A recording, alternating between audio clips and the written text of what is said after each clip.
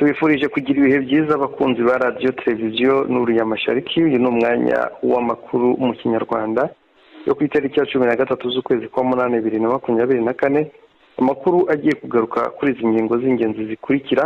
turahera mu burasirazuba bwa Repubulika ya Demokarasi ya Kongo no muri Kongo muri rusange, aho tugiye kureba aho dusanga mu burasirazuba bwa Repubulika ya Demokarasi ya Kongo muri teritwari ya Masisi mu mujyi wa Sake cyangwa muri centre ya Sake hari imirwano yahabaye kuva ku munsi w'ejo, ndetse kandi turasanga nanone hari imirwano mu bice bya Warikare, mu bice byo hafi ya Warikare, ariko akaba ari muri teritwari ya Rucuru cyangwa se hafi y'umupaka wa Rucuru ndetse na teritwari ya Warikare.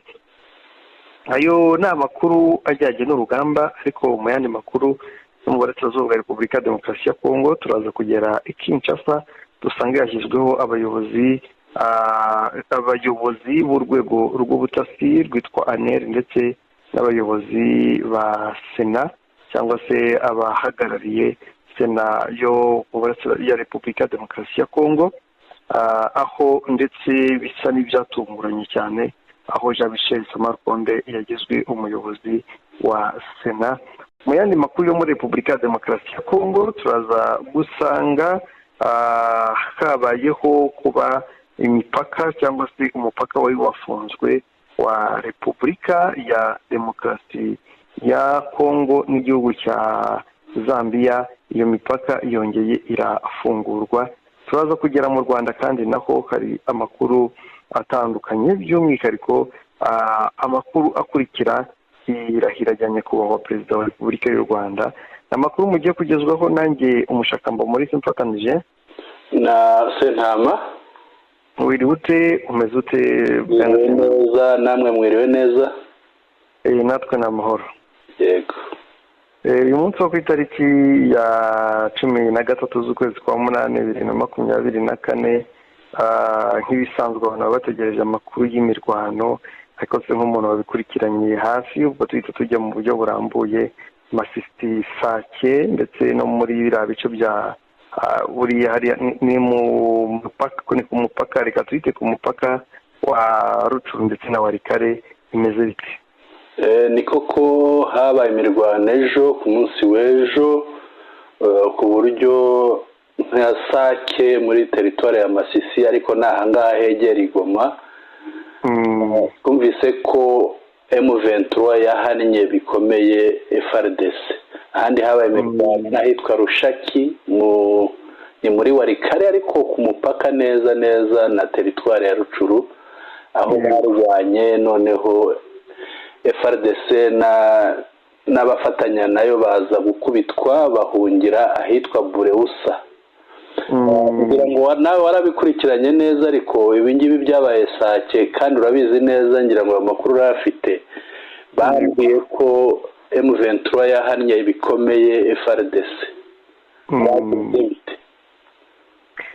ubundi y'imirwano ya Sake ntabwo FARDC irashyirwa ngo yemere ko igomba gutuza, kumva ko M23 ari ifite ubugenzuzi bwiganje bwo muri iriya centre ya Sake, kuko urabona M23 yagiye ifata ahantu h'ingenzi, abandi basigarana ahantu hasanzwe umuntu ashobora kwinyagambura akaraswa n'uri mu misozi cyangwa na M23.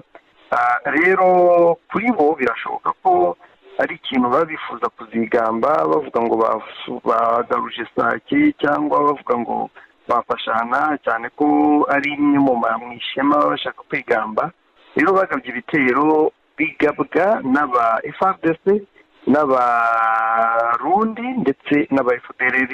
ubwo urumva iyo tuvuze FDLR baba bavangavanze na Wazalendo. basanze M23 iri maso, kuko bagabye M23, bateye ku birindiro bya M23 ibasubiza inyuma.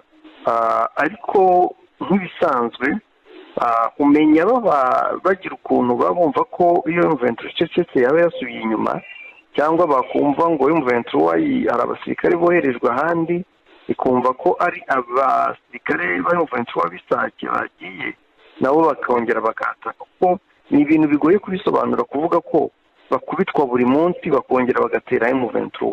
Rero batera M23 bagasangira imaso, basangira imaso bakagwa mu, navuga ko bimeze nko kugwa muri ambushi, ubundi M23 ibarasa hagati, ibarasira imbere, ibarasira inyuma.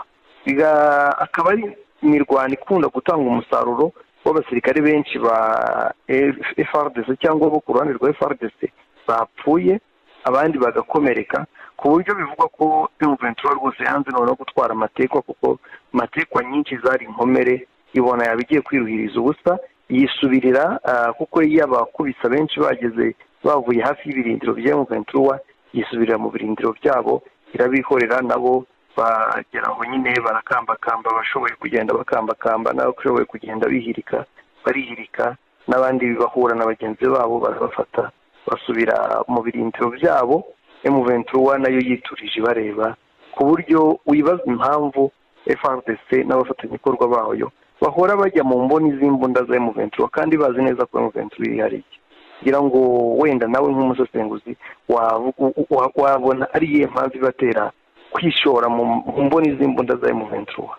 Akenshi bakoresha ibintu by'itabi, bavuga ko bibaha imbaraga ririya tabi.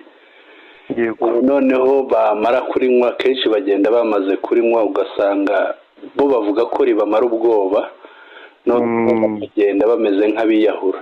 Ariko amakuru numvise nuko M23 noneho yabakubise irabazana ibageza hafi ya Mugunga, kandi Mugunga ni mu nkengero neza z'umujyi wa Goma. Ese imirwano buriya yabimenyesha iki ku mujyi wa Goma? Ngira ngo umujyi wa Goma bitewe n'akajagari karimo, icyo wenda imenyesha n'ikibazo warumbajije nuko M23 yashatse gufata Goma yagifata. Ubwo wenda akajagari karimo akaba ariko gatuma ivuga iti reka tuzabanze dushake igihe kizima gikwiye, hazaba nta kajagari karimo katuma abaturage bapfa ari benshi, cyangwa katuma umuturage ahutazwa, kuko ngira ngo M23 n'abandi bose bafite amakuru bamenyereye, bazi ko bashaka bayigize umutego Goma, hari imbunda zihora ziteguye kurasa mu baturage, kugira ngo umunsi M23 yakandagiyemo bazarasa abaturage bavuge ko ari M23 yisha abaturage. Nibyo koko wabonye ko iriya mirwano isatira umujyi wa Goma. Kuwusatira rero uvuzemo akajagari kabamo, nibyo akajagari kamazemo iminsi, yamaze iminsi imyigaragambyo n'ubu ntirarangira. Imyigaragambyo yakuruwe n'uko abasirikare basanze abaturage bari mu kiriyo ahantu mu ijoro, babarasamo bicamo bamwe, noneho abaturage bucya bigaragambya, ejo biriwe bigaragambya, ngira ngo n'uyu munsi bigaragambije. Mu kwigaragambya barongeye babicamo abandi, ku buryo hapfuye abantu bajya gushika 10. Abaturage nabo ku bw'umurakari n'umujinya mwinshi bari bafite wo guhora bicwa, bavuga bati turambiwe kwicwa. Hari umukomanda umwe w'umupolisi wari waje guhosha imyigaragambyo, arimo abavugisha, nabo baramwishe. Urumva rero barihoreye. Rero ihoramo imirwano nk'iyo ngiyo. Reka dukomeze rero, wari uvuze ku mirwano, hari indi mirwano wenda tutarava kuri ibya Goma twari dukomojeho. Ngira ngo ejo ni nabwo hasohotse itangazo bavuga ngo hariho 4 wazalendo na vure wazalendo. Iryo tangazo rero ryashyizweho umukono na Lieutenant Colonel Njike Kayiko Guillaume, n'umuvugizi wa guverineri wa gisirikari wa Kivu y'Amajyaruguru, aho yavugaga ko hari wazalendo nyabo n'abatari bo babyitirira. Abari bo avuga yuko ari abagiye bakajya ku murongo w'urugamba gufatanya na FARDC, ingabo za Kongo, naho abatari bo avuga ko ari bariya birirwa mu makaritiye mu mujyi wa Goma, Beni na Butembo, bica abantu, bakora ibyaha bitandukanye. Avuga ko abo ngabo bagiye gukurikiranwa, ndetse banamuritse n'abantu bagera mu 9 barimo 9 barimo abishe wa musirikare wo muri Afurika y'Epfo wari muri muri winjiye mu kabari yego muri abo icyenda rero byagaragaye ko 5 ari abasirikare ba FARDC abandi 4 bakaba abawazarendo. Urumva rero yaba FARDC yaba wazarendo biragaragara ko ari cyo kimwe. Ejo bazatubwira ngo hari FARDC na vure FARDC. Kandi none wese iyi fo wazarendo na vure wazarendo urayivuga icyo urayemera ko hariho fo na vure wazarendo? Hari umuturage nabajije ejo utuye hariya aravuga ko yatangazo ni ikimenyetso gikomeye cyo kunanirwa kwa leta gucunga ba wazarendo bahaye intwaro. Avuga ati baba bafo baba bavure wazarendo bose ni leta yabahaye intwaro, ndetse muri bariya umuturage we yavuga ko harimo na FDLR ushobora gusanga muri abo bombi baba vure na fo wazarendo. Birumvikana. Twakomeza n'aya makuru yo muri ya hagati ya Warikare na Rucuru. Hagati ya Warikare na Rucuru rero ni ahantu hitwa Rushaki, ni muri Warikare, ariko Warikare noneho hagabana na Rucuru, aho FARDC batera ingabo za ARC ni Armée Révolutionnaire Congolaise, ikaba ari ingabo za Alliance Fleuve Congo. Ubwo bateye noneho barakubitwa bahungira hitwa Bureusa. Ubwo harimo guhunga gukomeye ejo bava hariya Rushaki berekeza Bureusa ni hafi ya Rusamambo ku bahazi, ariko ni hirya muri Warikare uvuye ku mupaka aho bagabanira na Rucuru. Ahandi rero hagaragaye imirwano baheruka kwitwikira ijoro, no mu makuru y'Igifaransa twarabivuze ejo, baheruka kwitwikira ijoro hari abatsinzwe Nyakakoma kuri kiriya kiyaga, ni muri Rucuru, kiriya kiyaga cya Edouard. Noneho urazi ko bari bahungiye ku nkombe yo hakurya bambutse ikiyaga, bafashe amato bagaruka batera Nyakakoma mu ijoro baje mu mato. Noneho bahageze ARC ingabo za AFC Alliance Fleuve Congo zarabarashe zibarasira mu mazi, ko bari bazi ko baziciye urwaho ngo zitagira marine ngo bari kunyura mu mazi, noneho bikaborohera, ariko basanga ARC bari maso barabarasa. FARDC n'abambari babo barongera bahungira ku nkombe yo hakurya y'amazi, ariko hari ubwato bugera muri 2 bwashengwe bwararashwe, numvikana n'abari baburimo ubwo baguye mu mazi barapfiriye, ariko ababashe guhunga barahunze baragenda. ifata ARC ariyo abantu benshi yenda bamenyereye kwita M23, ifata ubwato bumwe yarabufashe irabusigarana, ariko ubundi bugomba gusenya. ngira ngo hari haje uburenga bune, ubwo abandi barahunze, ariko ubwo 2 baraburashe, bumwe barabusigarana. Cyari igitero simusiga, cyari gikomeye, bari bazi ko ngo bisubiza Nyakakoma ariko biranga. ngira ngo wenda ni sinzi biba bigoye kubivuga kuko nyine kuvuga abantu bahora batsindwa buri gihe, ariko hari umuhanzi waririmbye neza ngo wagutsinze ntaho yagiye. Uburyo kuza gutera umuntu uzi neza ko afite umugambi ukomeye, umva ko uzaza nijoro warabigerageje kenshi, haraje n'aba special force bawe bafite ama night vision bakaraswa bagasubirayo, haraje indege, haraje ibifaru, noneho kongera ukaza ku mutwe ukabaho ibitero uzi neza ko hakwambuye vuba, ni nko kwiyahura. Ni ukwiyahura. Ariko ngira ngo tukivuga ku by'imirwano, hashobora kuba hari indi mirwano wakurikiye, imirwano yabereye Ibibwe ahantu hitwa Ibuhoro. Yego, Ibuhoro ni wazarendo zo muri Maimaya PSLF na FDLR. Yego.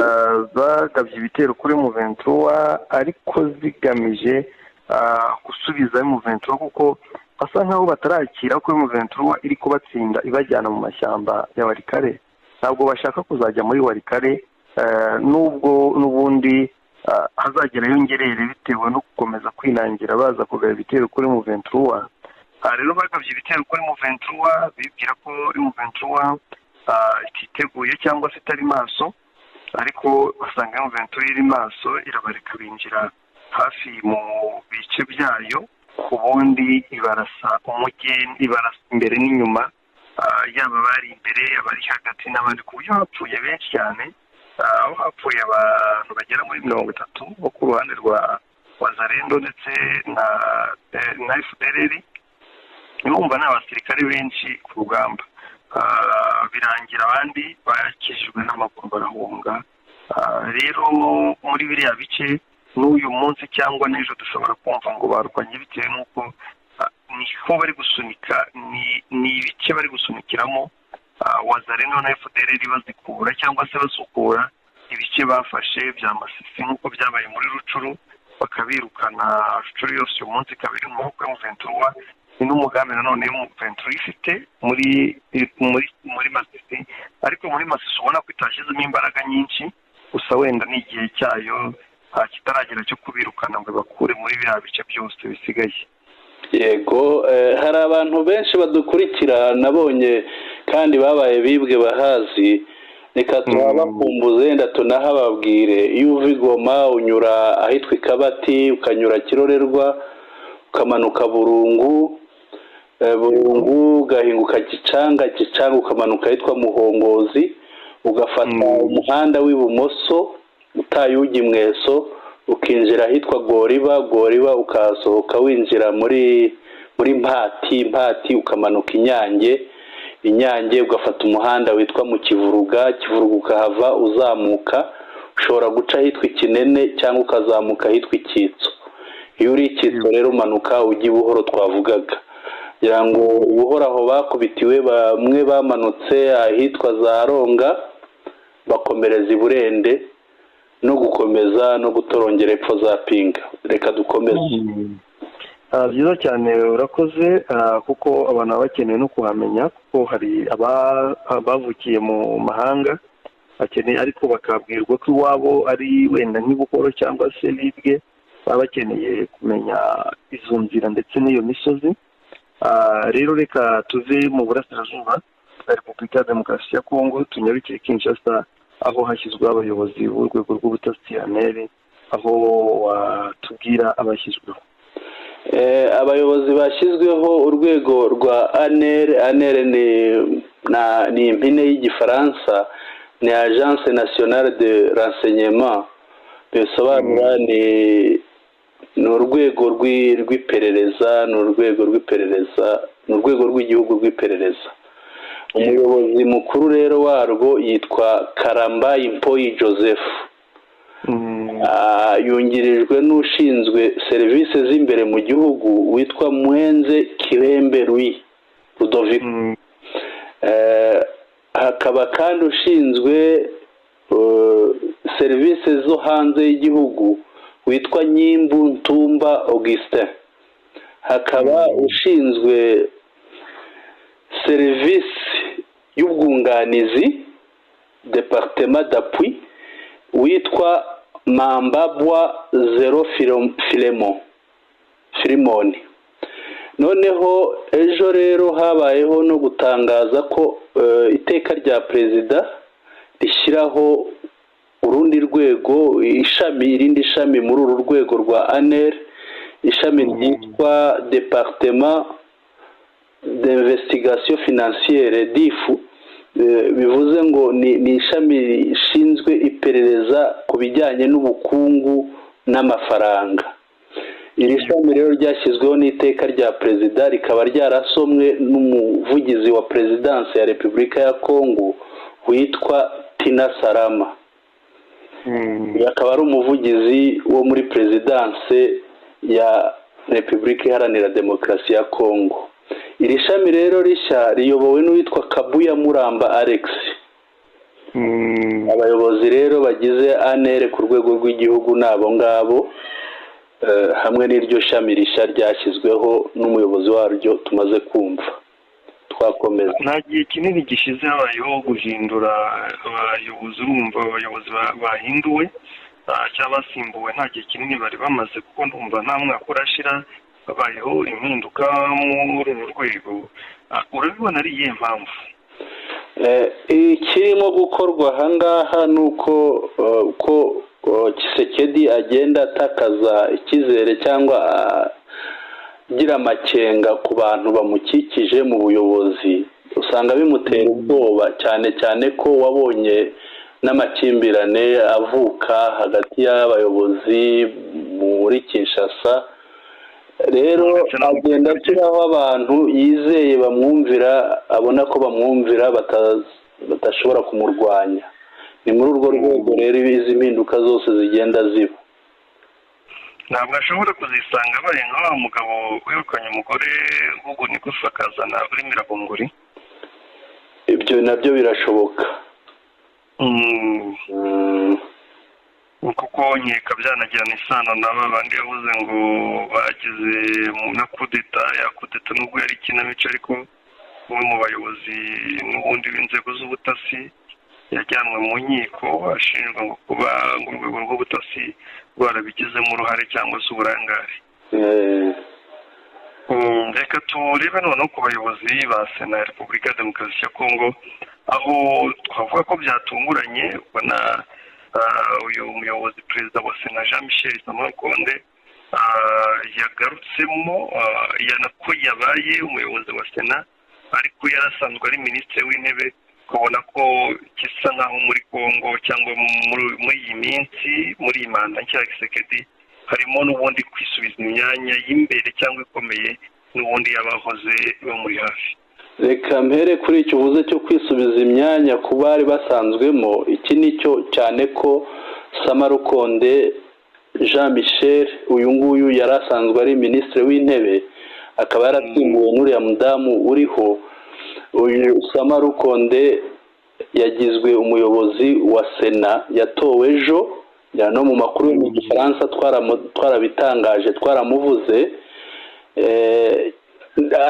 Ni ikintu n'ikimenyimenyi, aturuka muri rya huriro bifatanyije n'ishyaka rya perezida wa repubulika, rya huriro bita Union Sacrée.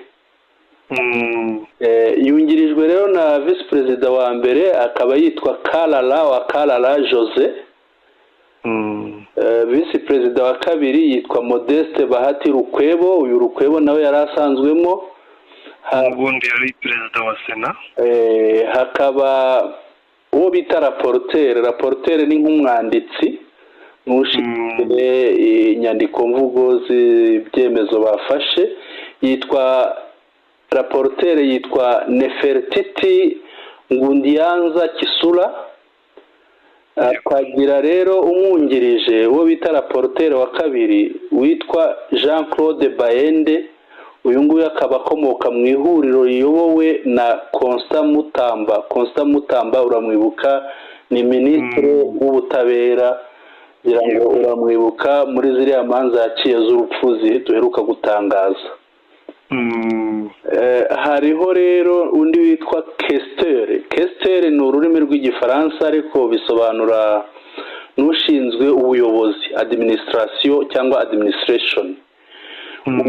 Yitwa Topin Kabongo Mukengashayi. Akaba afite umwungirije Kestere wungirije witwa Pascal Omana. Yabo abagize ubuyobozi bw'inteko ishinga amategeko. Ngira ngo mu bayobozi wavuzemo n'umwe cyangwa se uri hari impamvu, ariko mu bahoze mu buyobozi bimwe twavuze byo kwisubiza imyanya, ariko habayeho gukora shanjoma. Uwahoze ari minisitiri w'ububanyi n'amahanga wa Repubulika ya Demokarasi ya Kongo Christophe Rutundura Jean Michel, nawe Apala nako si Jean Michel, Christophe Rutundura nawe yari mu biyamamarizaga kuba aba visi perezida, ariko ndabona we yatewe ishoti. Yatewe ishoti nibyo, ariko mperutse kumubona arimo yidoga, wabonaga ko atabyishimiye. Ntabwo yavugaga neza ubuyobozi buriho, yenda nawe tuzaba tubyumva kuko yarabanje aritaka avuga ibyo yakoze, nakurikiye disikuru ye, avuga ibyo yakoze, avuga ibyo yize, avuga ibyubahiro yahawe, ibiki byose, arangije ati biratangaje kubona ntari muri buriya buyobozi. ko rero usanga ari biri mu byo yazize, tubitega amaso. birumvikana ngo ingoma ngo yirire inkunda igakiza ubishaka ntiyihangane. Noneho reka tuze kuva kuri izi nzego z'ubuyobozi, abayobozi bashya, noneho turebe ku umupaka wari wafunzwe kuba byatewe na Repubulika ya Demokarasi ya Kongo yabanje gukumira ibicuruzwa byavaga muri Zambia, ariko noneho birashoboka ko yaciye bugufi. Nibyo, hari imipaka, ntabwo ari umwe, hari hafunzwe imipaka igera muri 3. hari umupaka witwa Kasumbalesa, hari umupaka witwa Mukambo, aha ni muri Kipushi. Ni igice cyari kigize intara ya Katanga, ariko baza kwikatamo intara nyinshi. Aha rero Mukapo naho hari hafunzwe, ndetse n'ahitwa Sakania naho hari hafunzwe. Iyi mipaka yose yari imaze icyumweru ifunzwe.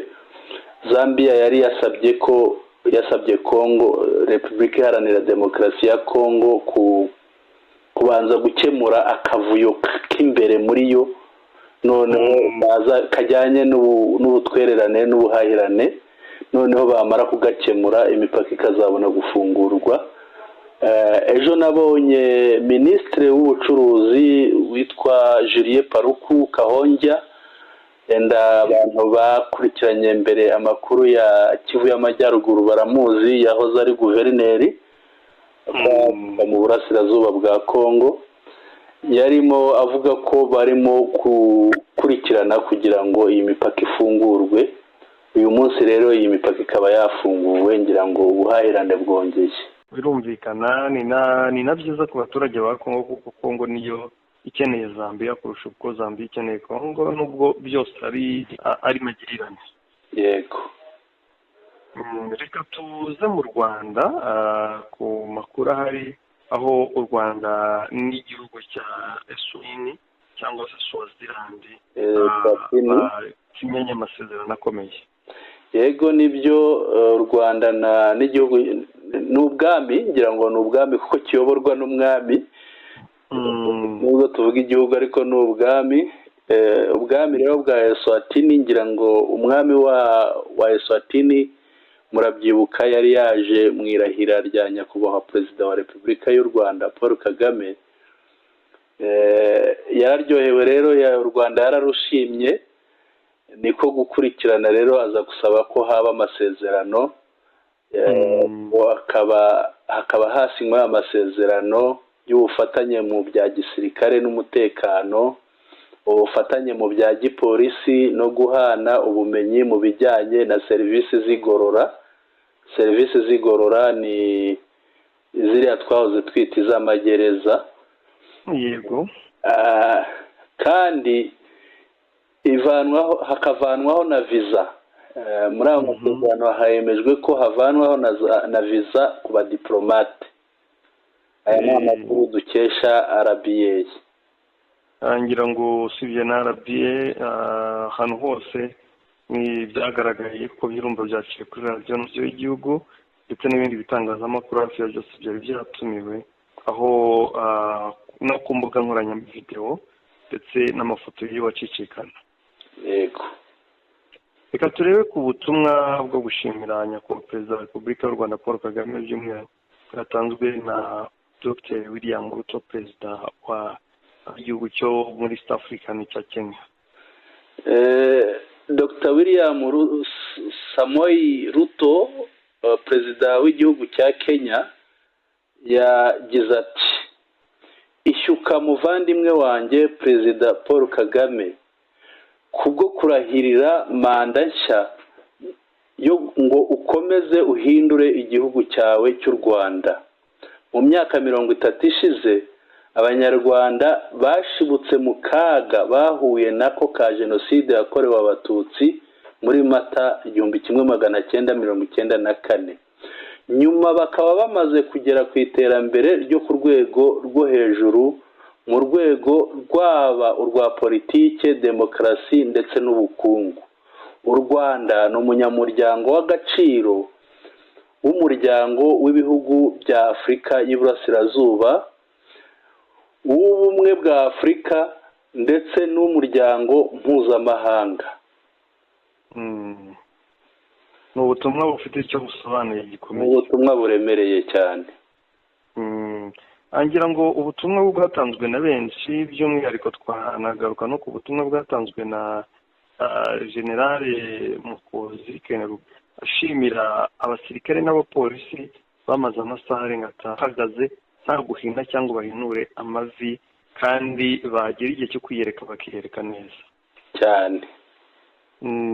ndetse nabonye hari n'ifoto nanone yashyizwe hanze na ambasade y'u Rwanda muri ambasade y'igihugu cy'Ubudage mu Rwanda, aho ambasaderi ubwe ari we wifashe serifi akigaragaza ari muri stade rwose yitabiriye irahira ya nyakubahwa perezida wa Repubulika y'u Rwanda Paul Kagame, ndetse ubona ko anezerewe n'ibyo u Rwanda rumaze kugeraho, ibikorwa by'iterambere ndetse n'uburyo abanyarwanda bari bishimiye irahira rya nyakubahwa perezida wa Repubulika y'u Rwanda Paul Kagame. Cyane ikintu tutareka kuvugaho, abantu baramaze amasaha angana kuriya bari muri stade, bagezemo saa 12 bageze muri stade, ariko bakavamo izindi saa 12 banezerewe bagifite ibyishimo, nta kwijujuta cyangwa se kwinubira ayo masaha yose bamaze. Yego, kandi bari banafite na morale, bari bitabiriye, wabonaga hari morale nziza cyane iri hejuru. ngira ngo ni bikomeje gukurikira nyine amahanga ndetse n'abandi bakuriye mu Rwanda, kubera kwakira abakuru b'ibihugu bigera kuri 22 ndetse n'abandi baje bahagarariye ibihugu n'imiryango mpuzamahanga nabo bagera ku 10. urumva kugira ngo mu gihugu ho kwakira protokole ndetse no protokole nziza ku bihugu 33 by'amahanga ni ikintu gikomeye.